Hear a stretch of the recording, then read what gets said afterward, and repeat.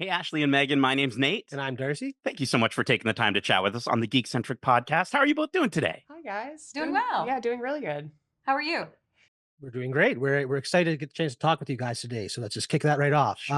Megan, we're now in the 4th season of Mythic Quest. In the past 3 seasons, we explored themes like creativity versus commerce or reinvention. What would you say is the core theme for season 4? I think season 4 is all about boundaries. That's what we call the first episode, and it's kind of a theme that runs throughout. Boundaries between your work life and your personal life, boundaries between you and your creative partner. Do those exist? Can we even have them? Are they just things like lies we tell ourselves so we can go to sleep at night? And so we really delved into this year looking at that and saying, like, Poppy and Ian, you know, they have a kind of a toxic relationship in a lot of ways. Are boundaries going to help that? Or are they just going to make it worse? And then we also use the same thing with Rachel and Dana, who are navigating a romantic relationship while working together, except they're not really working together anymore. They're actually on opposite sides of the table. So they're navigating that boundary now, the line that exists in their relationship. So yes, that's the one. I love that. And I think that's the best part about this show is just showing the messy part of being human in like a corporate structure. Ashley, you are maybe too talented. I'm so sorry to tell you. Definitely too talented. Your name is coming up so many times in the credits for some of these episodes. I mean, you're writing, you're directing, you're playing Rachel, sometimes all at the same time. I was curious to know, do some of those roles ever affect the other? Like when you're writing for a character that you're also playing, does that impact that process in any way? Yeah, I mean, I honestly think that these different jobs all sort of feed into each other. Like, I really feel like directing helps you to be a better writer and a better actor.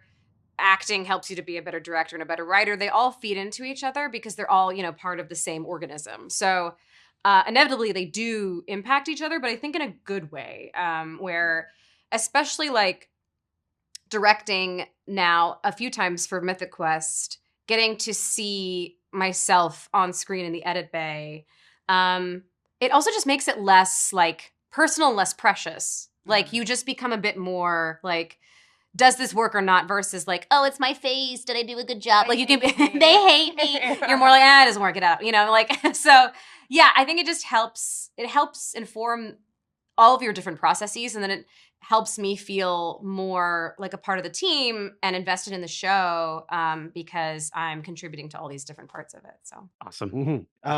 So I guess we're going to ask one to both of you guys now. We see Playpen thriving maybe even more than Mythic Quest this season. And I'm wondering if you guys could make a game in Playpen, what type of game would you make?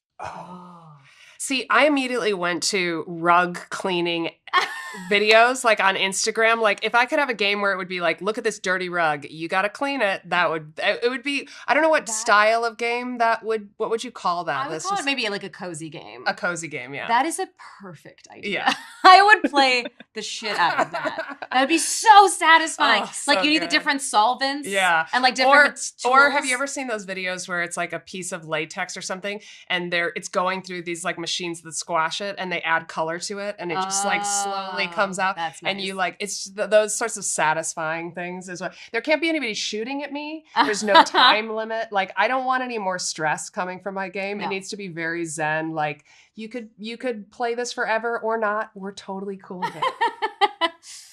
I would want to make, I guess this might even exist in Cozy Galaxy, but I think it'd be fun to have like a restaurant game, but like a sci-fi restaurant. So you're making like, yeah, like weird alien food, you know, like weird burgers for aliens and stuff like that. I'd like that. A lot of different colored noodles, maybe. Yeah, exactly. Like Eyeballs and pasta and stuff like that. Yeah. I love it. I love that you both went with cozy games because I think this season so much just really emphasizes the emphasis on work-life balance. And so, yeah, I think we both would play the shit out of those. Very much. Cozy, satisfying games sound great to me right now. So. Yeah, right. Yeah. Well, Megan, Ashley, thank you so much for taking the time to chat with us. We absolutely adore this show. Thank you so much for the show.